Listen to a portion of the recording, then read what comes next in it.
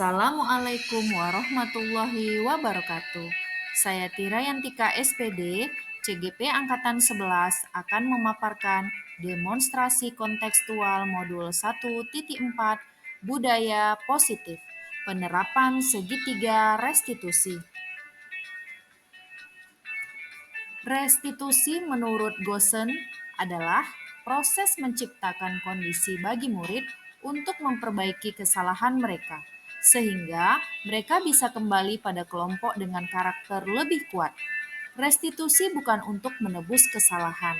Restitusi adalah sebuah tawaran dan bukan paksaan. Restitusi fokus pada solusi. Berikut adalah langkah-langkah segitiga restitusi. Yang pertama, menstabilkan identitas dengan memberikan pernyataan atau pertanyaan seperti, setiap orang pasti pernah melakukan kesalahan. Kamu bukan satu-satunya yang pernah melakukan ini. Yang kedua, validasi kebutuhan. Kamu tentu punya alasan mengapa melakukan hal itu. Adakah cara yang lebih efektif untuk mendapatkan apa yang kamu butuhkan? Dan yang ketiga, menanyakan keyakinan.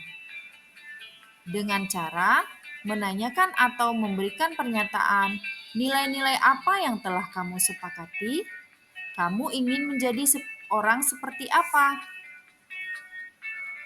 Berikut adalah contoh kasus yang menggunakan penyelesaian dengan segitiga restitusi. Kasus pertama, murid mengolok-olok dan berkata kasar kepada temannya ketika ditagih uang kas kelas.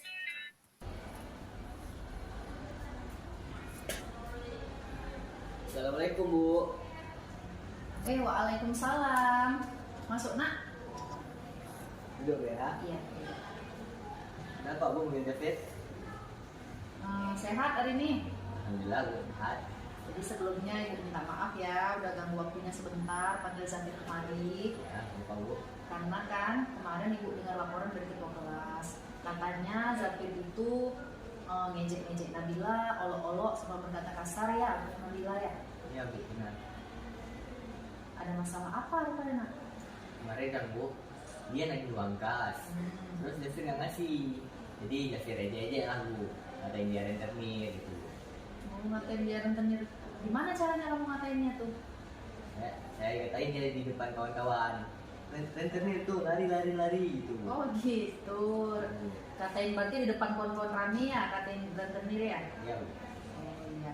Ibu juga sebagai manusia pernah juga sih kadang-kadang kayak gitu ya, ejek-ejek kawan, olok-olok ya. Namanya sebagai manusia kita pasti pernah berbuat yang namanya kesalahan, ya kan? Nah, kira-kira kamu ini pasti ada alasan kenapa berbuat seperti itu. Apa alasan kamu, Nak? Cuman kemarin bukan, cuman buat bercanda aja niatnya, Bu. Biar lucu gitu. Malah Nabila yang nangis, Bu. Oh, jadi Nabila sampai nangis? Iya, Bu. Ya ampun, sampai nangis ya. Berarti niatnya cuma iseng awalnya supaya seru-seruan gitu di kelas, jadi rame gitu ya, supaya kawan-kawan lain dia tertawa. Ya, Itu niat awalnya. Ya. Ternyata Nabilanya nangis, Bu. malah nangis. Nah, kira-kira menurut Zafir, yang Zafir lakukan kemarin itu tindakan yang baik enggak? Pastinya aku enggak, Bu. Karena kan biasa juga nggak enak, Bu, sebetulnya mana bilang di nangis itu dia kan. Jadi apa yang kamu rasakan pada saat itu ketika melihat Nabila nangis? Hatinya nggak enak, Bu, kayak rasa bersalah, Bu. Nah, Zafir, coba kira-kira kalau kita ingat keyakinan kelas yang udah pernah kita bentuk nih, kira-kira Zafir ini udah langgar keyakinan kelas yang mana? Jafir udah melanggar keyakinan kelas yang saling menghargai, Bu. Saling menghargai ya, karena kemarin kan kita sebelum kita mulai pembelajaran di awal tuh kita udah sepakat ya, kita buat keyakinan kelas bersama. Kita buat itu kan tujuannya supaya kita nyaman belajar di kelas, termasuk poin dimana kita harus saling menghargai dan menghormati teman. Nah, jadi kalau perasaannya nih sekarang gimana tadi perasaannya? Nggak enak, Bu, ya rasa bersalah gitu. Ada rasa bersalah, ada rasa menyesal gitu ya, menyesal, bersalah. Nah, jadi kedepannya kira-kira bagaimana? depannya Jafir nggak bakal ngolong-ngolong lagi, nggak bakal ngide lagi, nggak bakal berkata kasar lagi sama kawan gitu. Lebih menghargai perasaan kawan gitu. Oke, bangga sama Zafir karena Zafir yang sudah melakukan kesalahan tadi sudah sadar kalau itu salah. Kemudian kedepannya berarti kamu bakal bagaimana? Kena bilang Nggak bakal ngolong lagi bu, nggak ngata-ngatain lagi. dan jangan lupa apa? Minta maaf. Iya, jangan lupa minta maaf. Jadi bagus nak ya, jadi begitu kita mungkin niatnya tidak begitu, tidak sengaja ternyata teman jadi nangis ya kan, kita jadi kan tidak sengaja sebenarnya ya kan. Jadi niatnya itu bukan niat buruk sih awalnya supaya seru-seruan, tapi ternyata itu tindakan kita yang menyakiti hati teman ya. Jadi bagus apa yang Zafir sampaikan untuk solusi ke depan. Semoga lebih baik lagi, lebih semangat dan lebih saling menghargai kawan-kawannya di kelas ya. Ya bu. Ya. Udah kembali ke kelas nak ya. Assalamualaikum.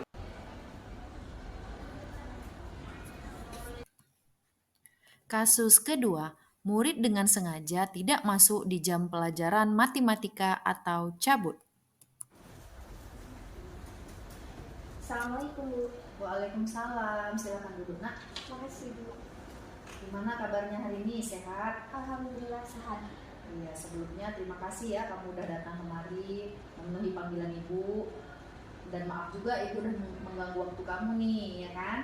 Nah, jadi ibu kemarin dapat laporan dari ketua kelas kalau katanya Ica nggak masuk ya jam pelajaran matematika. Iya Bu, Ica nongkrong di kantin kemarin. Oh begitu. Yang namanya manusia pasti kita pernah ya hilang, ya kan? Ibu pun waktu jadi murid begitu juga sama. Ya ada kadang ibu nggak masuk jam pelajaran tertentu, sama juga kayak yang Ica lakukan. Jadi yang namanya kita manusia ini kadang-kadang pernah berbuat hilaf, berbuat salah, itu dapat dimaklumi.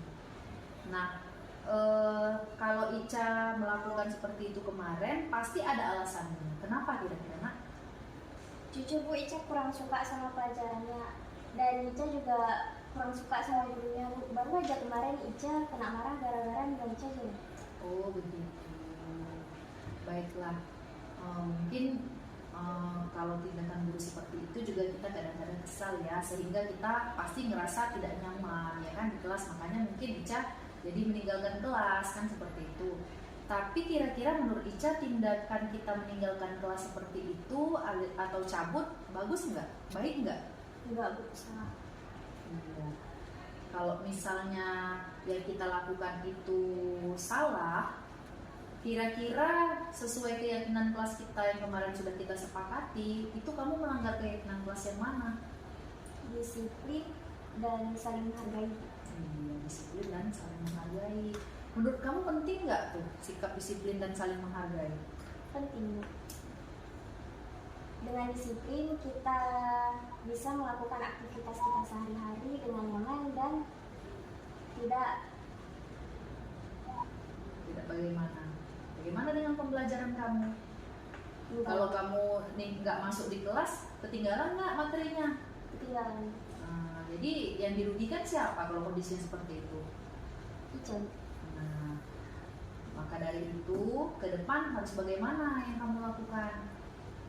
Akan lebih disiplin lagi dan saling menghargai juga. Oke, akan disiplin. Ibu bangga nih, Ica udah menyadari kesalahannya, ya kan? Kemudian tahu solusi ke depannya bagaimana. Jadi ibu sangat dukung. Dan namanya kita manusia kan pasti pernah berbuat salah. Yang penting ke depannya kita mencoba menjadi pribadi yang lebih baik dan tidak akan mengulanginya lagi, ya kan? Pokoknya ibu dukung usaha yang akan Ica lakukan. Baik, terima kasih nak ya atas waktunya. Ya Bu, terima kasih kembali Bu. Assalamualaikum Bu.